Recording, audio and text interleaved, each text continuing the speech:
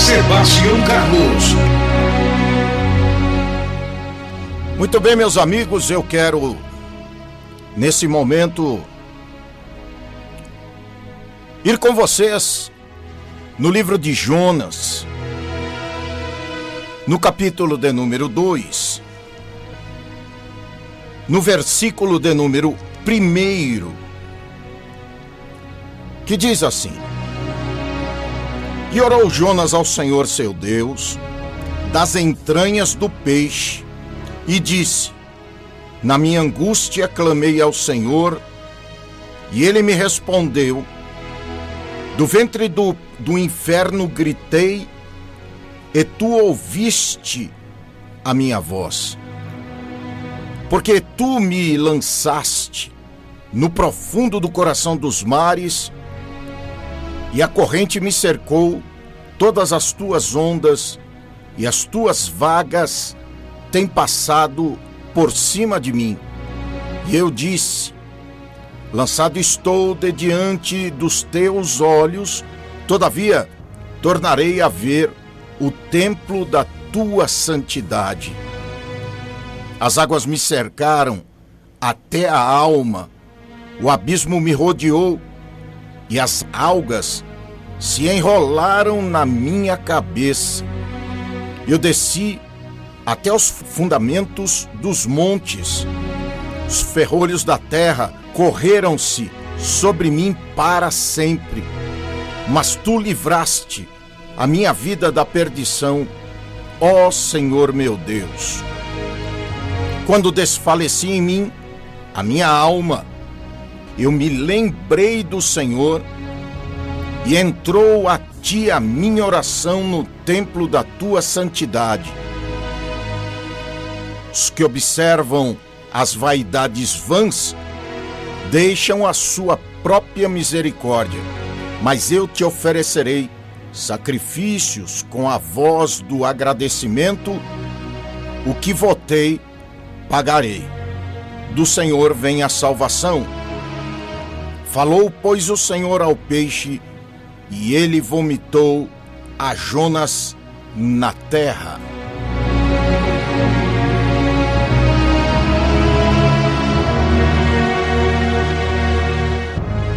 Meus amigos,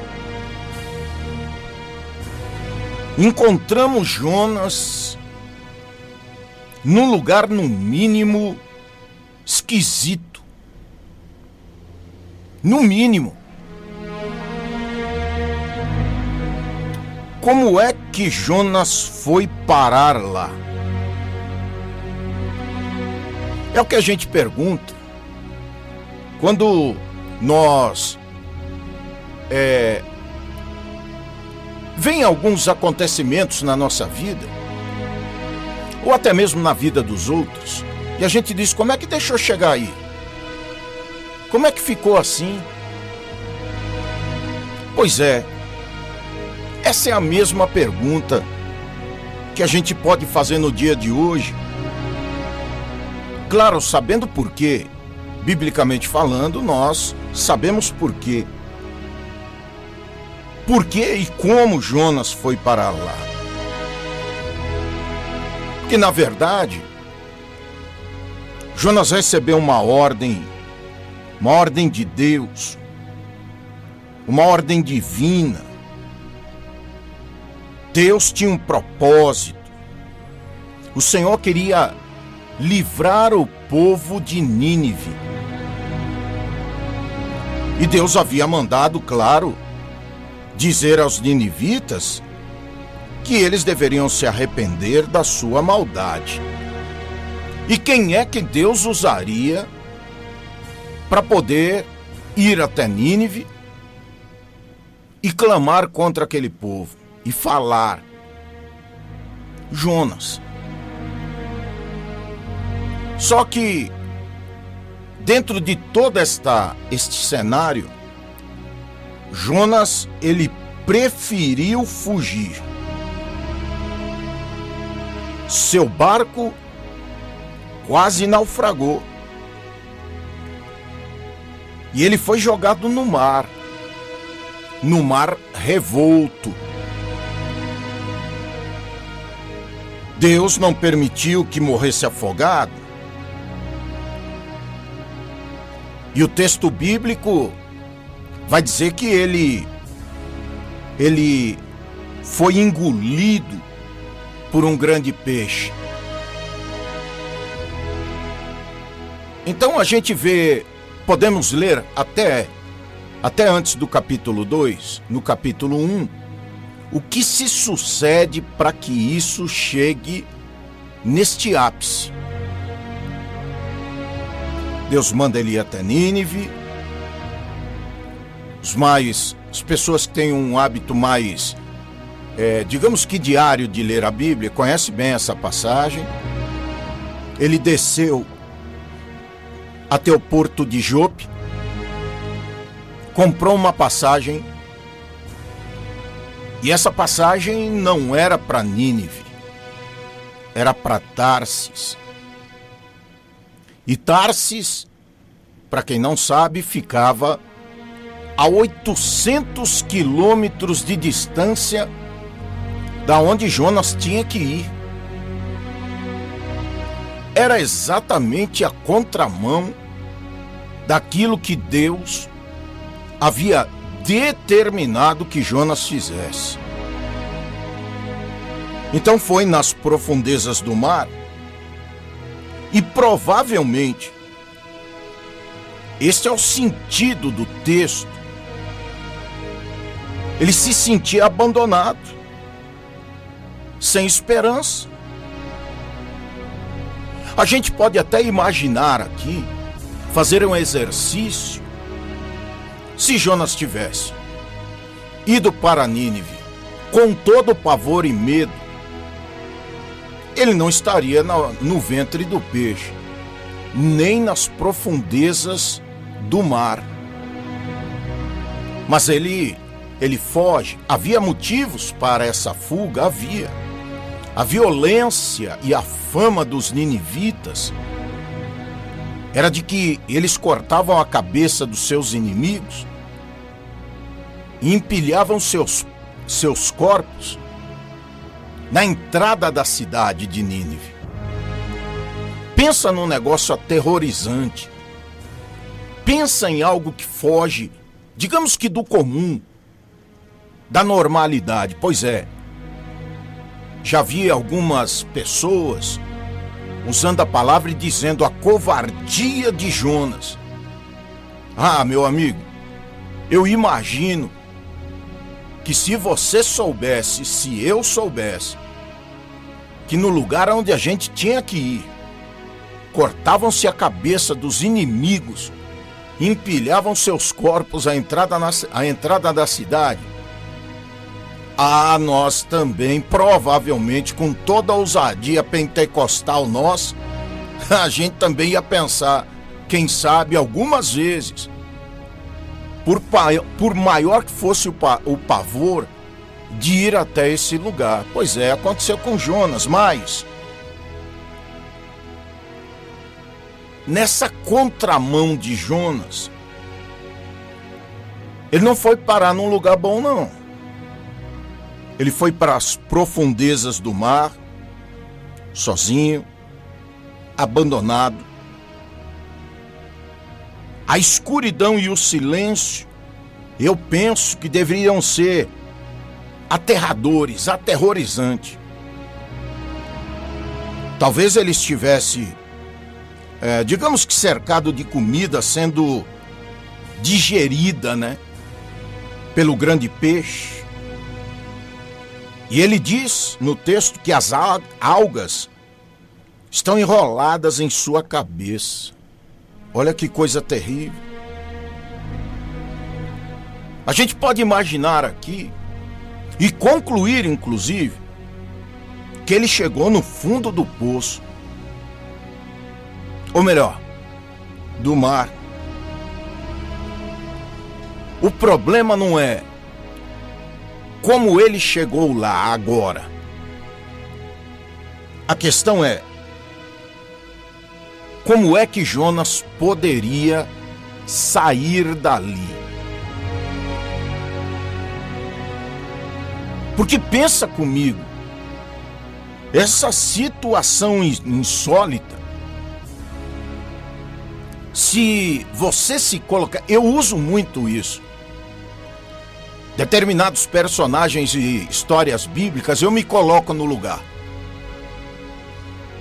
Eu me coloco no lugar. Claro que eu não vou sentir as dores que as pessoas sentiram, os personagens. Claro que eu não vou vivenciar a situação, mas eu me coloco, eu tento me colocar, porque é como se a gente tivesse, por exemplo, assistindo um filme. Às vezes a gente entra na cena, entra no filme, entra na história, como se fosse com a gente aquela passagem, aquela situação. Pois é, eu às vezes me coloco em algumas passagens bíblicas e dá medo, dá ansiedade. Eu não sei como é que você vive a palavra quando está estudando, lendo, ouvindo até uma mensagem, uma pregação, mas às vezes eu me coloco. E eu posso dizer que Jonas chegou lá no fundo. Agora a questão é como sair. E essa situação, no mínimo insólita, me lembra quantas vezes, tantas vezes na nossa vida, em que nós nos encontramos cercados, encurralados, sem saída, sem alternativa. Quantas vezes o amigo aí, a amiga, já não deve ter estado nessa circunstância. Não deve ter vivenciado momentos aí de grande dificuldade, dizendo, pondo a mão na cabeça, que a gente sempre faz isso. E agora, como é que eu vou sair daqui? E agora, como é que eu vou resolver o problema? E agora? Que resposta que eu vou dar? Pois é. Quantas vezes a gente não ficou encurralado, não se sentiu encurralado, sem qualquer previsão de melhora, e a chance de saída aos nossos olhos era zero. É como se a gente tivesse também dentro de um peixe.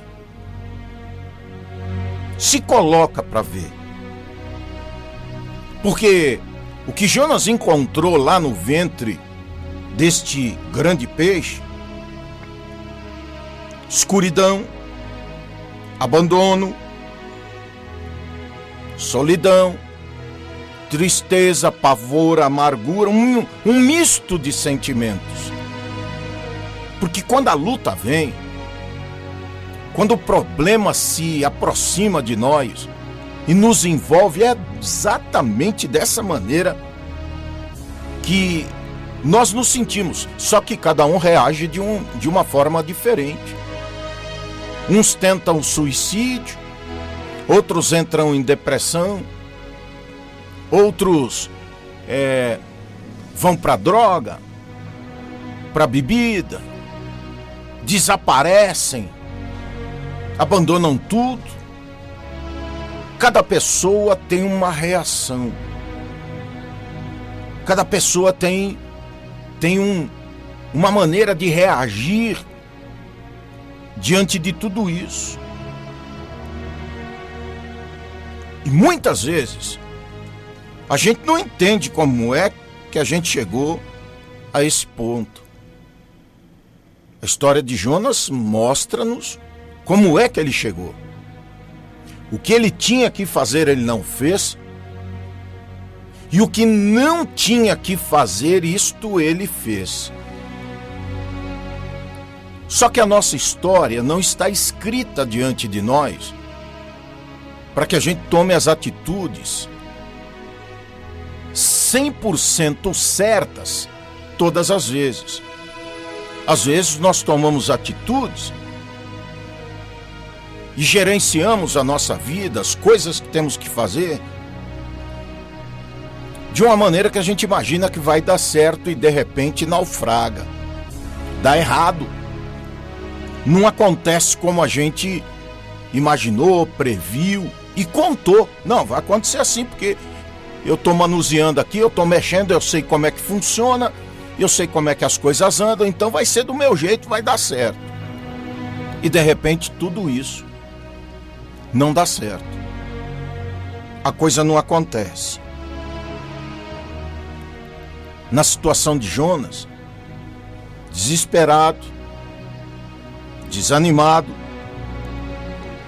Jonas se lembra de quem? De Deus. E ele ora. Dentro do peixe, ele teve muito tempo para pensar, para meditar, para raciocinar. Isso porque Jonas já sabia o que Deus queria. Jonas já tinha na sua mente a consciência do que ele havia feito e do que Deus o havia mandado fazer e ele desobedecera. Mas foi depois, algum tempo depois, que ele decide obedecer. Foi depois de ter passado por aquelas situações tão terríveis que ele decide voltar atrás e fazer aquilo que Deus o havia mandado. Isso porque ele já sabia o que Deus queria. Como ele, meus irmãos, meus amigos, às vezes a gente tem que passar por fases ruins, por situações que a gente não queria, para entender e muitas vezes aceitar o que Deus quer para a nossa vida. Quando a gente rejeita, quando a gente começa a empurrar com a barriga, pode perceber, a gente começa a fracassar, a gente começa a amargar os reveses na nossa vida em todos os setores. Às vezes até dá certo ali, tem uma portinha ali, às vezes até dá certo ali por algum tempo, por algum momento.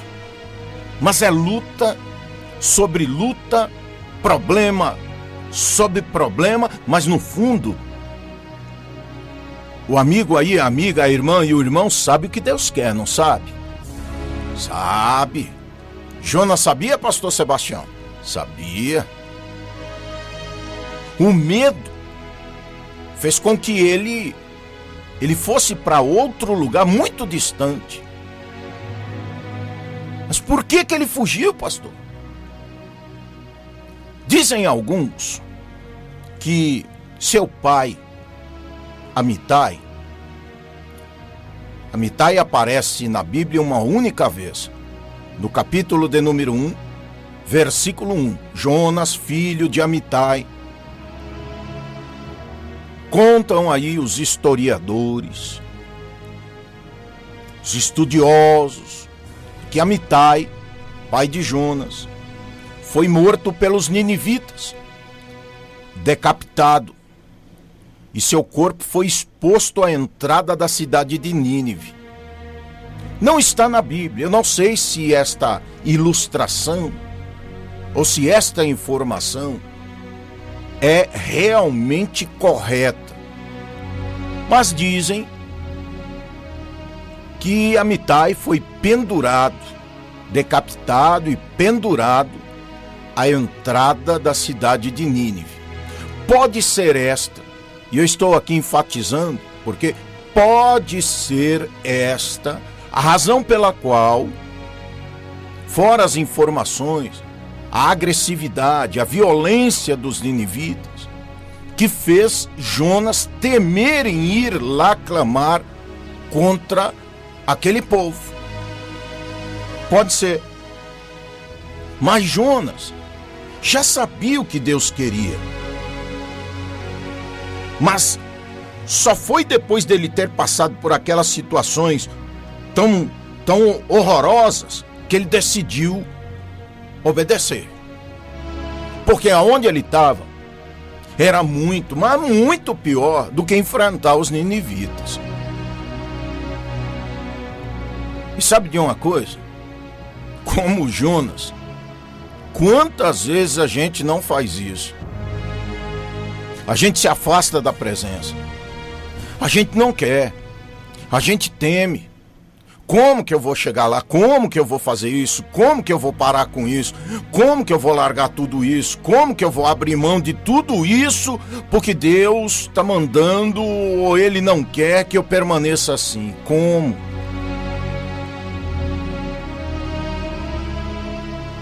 E é nessas horas que a gente passa pelas fases ruins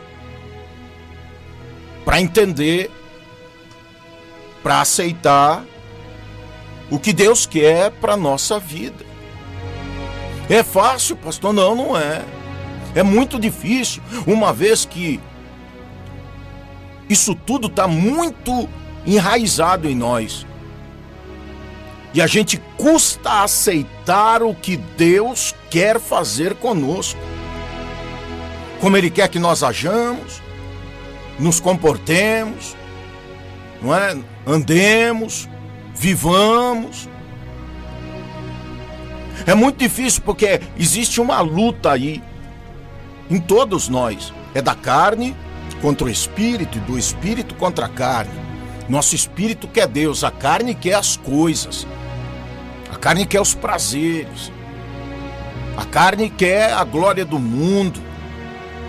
Mas o espírito quer Deus. Então tem dois grandes animais aí dentro de você, dentro de mim, né? Dois grandes pitbulls aí dentro e eles estão em guerra, eles estão em luta.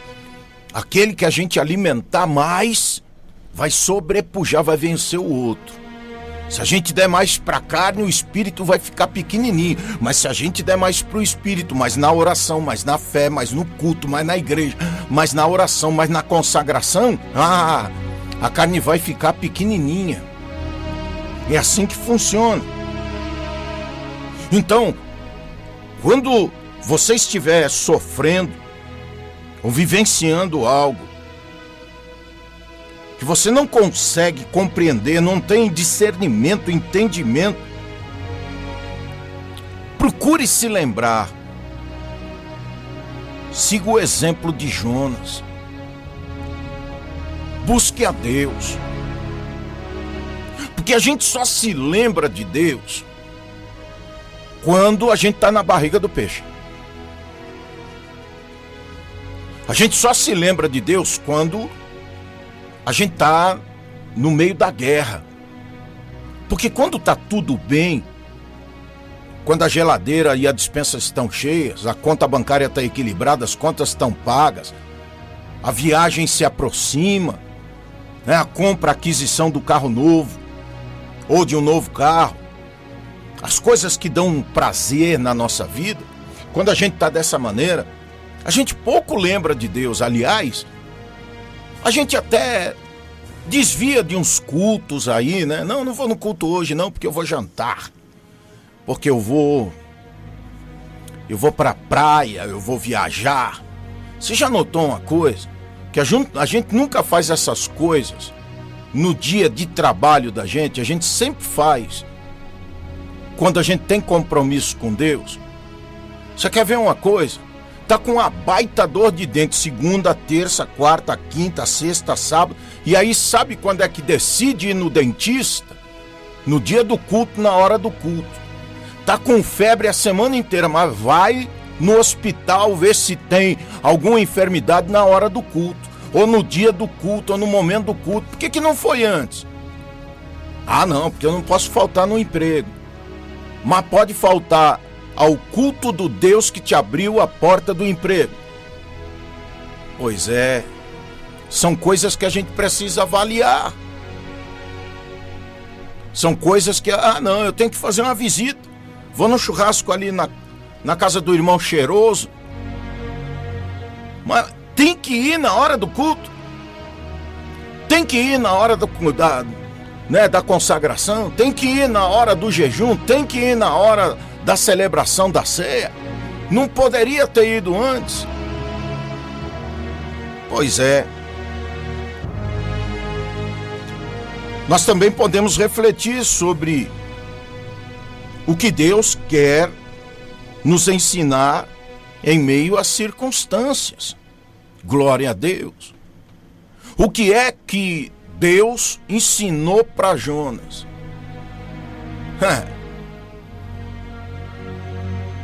Jonas poderia sair da onde estava sozinho? Não, de jeito nenhum.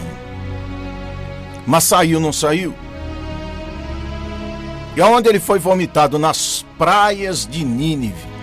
Onde, pastor? Nas praias de Nínive, aonde ele deveria ter chegado há muito tempo. Pois é, quando as tropas ninivitas se moviam, Israel tremia. Mas Deus, na sua infinita graça, sapiência, conhecimento, Deus queria dar livramento. Mas ele tinha que usar alguém. E ele foi usar Jonas. E Jonas não quis se deixar ser usado. Então reflita a circunstância que você está hoje, agora. Ela tem uma razão. Será que Deus hoje, agora, não quer reorientar a sua vida? Será que Deus não está mostrando para você que não é do seu jeito? Será que Deus hoje, agora, nesse momento, não está virando os seus olhos, é os seus, não é os dele, para onde Ele quer que você vá, para aquilo que Ele quer que você faça, para aquilo que Ele quer que você se sujeite, para o propósito que Ele tem na sua vida?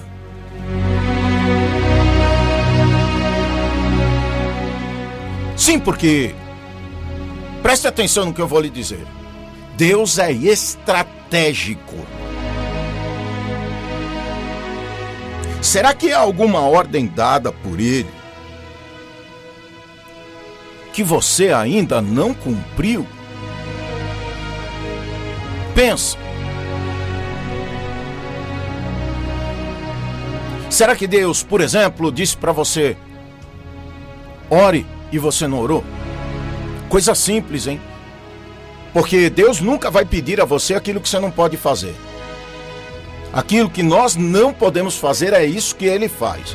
Mas aquilo que nós podemos e temos condições de realizar, isso Ele faz. Será que nesse momento, agora, o Espírito Santo não está usando a minha vida para falar com você e lembrar, fazer você se recordar de que Ele te pediu algo e você não cumpriu?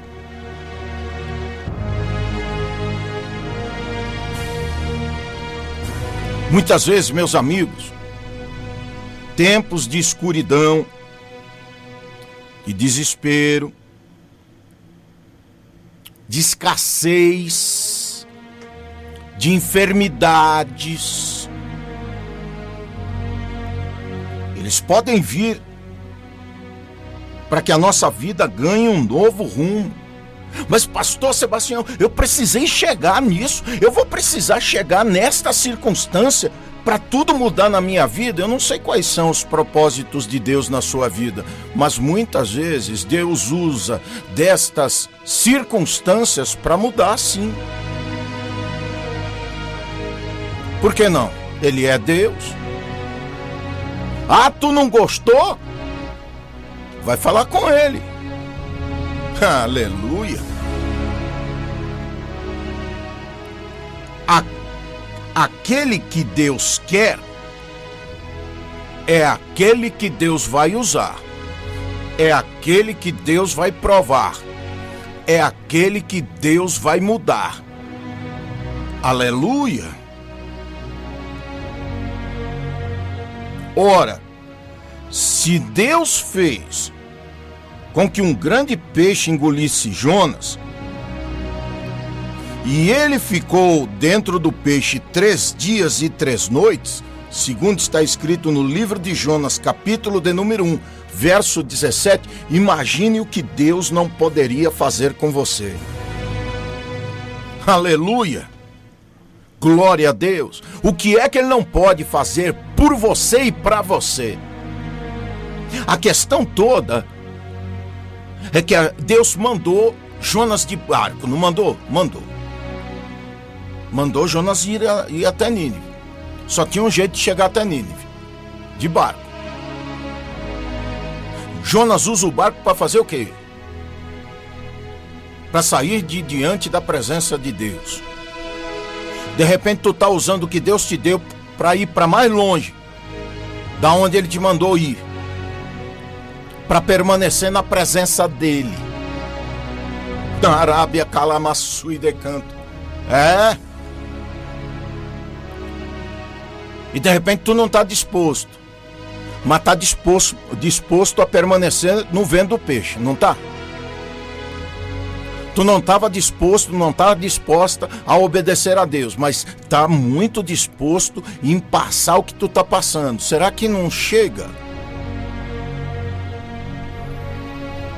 Pensa comigo, Deus pode tirar você de qualquer buraco, agora, hoje, nesse instante, nesse momento.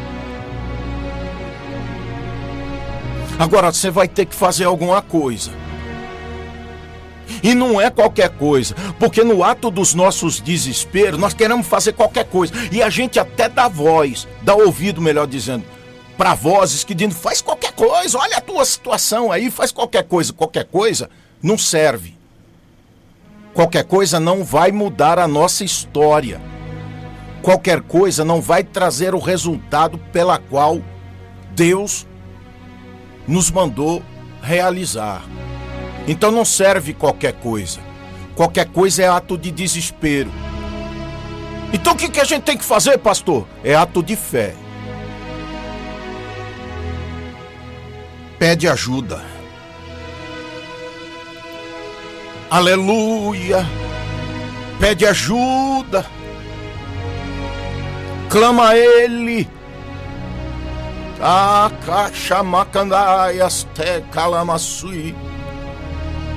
Pede ajuda agora. Se você pode, resolve. Se você pode, você não precisa pedir ajuda. Você não precisa de ajuda sobrenatural divina do Altíssimo. Os céus não precisam se movimentar ao teu favor se você pode resolver. Agora, se você não pode, já saiu da tua alça de mira, já saiu das suas condições, aí é Deus. Aí é Deus, aí é o Pai. Aleluia. Aí é milagre, aí é sobrenatural, aí é graça, aí é providência. O que eu tenho que fazer mesmo, pastor? Basta pedir ajuda a Ele. Clama a mim, anunciar-te. Clama. Pede. Ou é melhor ligar para o profeta e não ter que fazer nada? Não, tem hora que o profeta não vai resolver. Tem hora que a resposta não vai vir a não ser que eu dobre. A Bíblia diz que aquela mulher estava com hemorragia há 12 anos. Ela gastou tudo. E a minha Bíblia diz que ela gastou os seus haveres. Ou seja, até o que ela não tinha. Ela reuniu as últimas energias. Ouviu dizer que Jesus ia passar ali. Estava fácil a vida daquela mulher ou não? Estava difícil, sabe por quê? Ela ia ter que romper. Uma multidão que andava com Jesus, e não era pouca gente não. Os eruditos dizem que era 20, 25, 30 mil pessoas que andavam com Jesus. Era muita gente. É quase um estádio de futebol andando com Jesus. E olha que ela ia ter que romper. Porque Pedro diz assim, como é que tu diz que Alguém te tocou, a multidão te oprime. Multidão não é de 2, 3, 4, 5, 10. Multidão é gente, bota a gente aí. E ela toca onde ela alcança. Dobrando. Se prostrando. Bendito seja. Descendo. Tu quer subir? Jonas primeiro teve que descer. Desce primeiro. Aleluia. Calça a sandalinha da humilhação, aí desce. Ó, escuta. Tu dentro da barriga do peixe, tu não é nada. Eita glória. Mas depois que Deus desembarcou Jonas, 200.000 pessoas aceitaram a palavra de Jonas. E Deus deu livramento e perdoou aquela gente. Ei, tu vai desembarcar dessa luta aí, vai. Tu vai sair dessa miséria, dessa dor, desse sofrimento, vai. É quando, pastor? É quando? É quando tu dobrar, prostrar e pedir. Aleluia. Glória. Tá disposto? Ou ainda quer navegar aí dentro da barriga do peixe? Agora é com você. Bendito seja.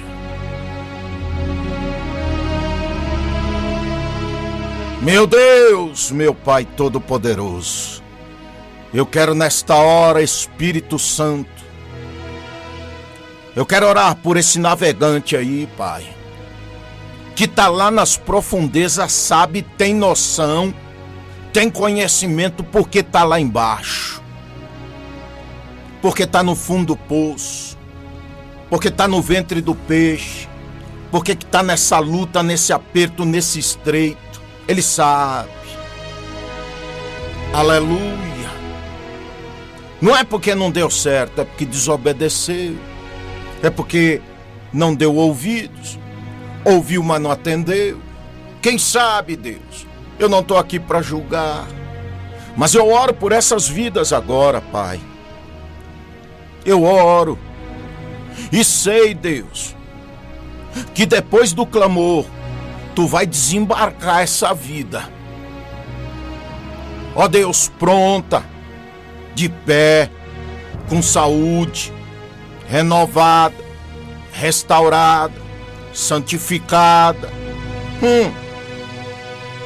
para atender aquilo que Tu quer, Pai. Em nome de Jesus, nesta hora, Pai, alcança. Da Vitória, tem misericórdia. Tem misericórdia dessa mulher, desse homem. Senhor, ajuda nessa luta.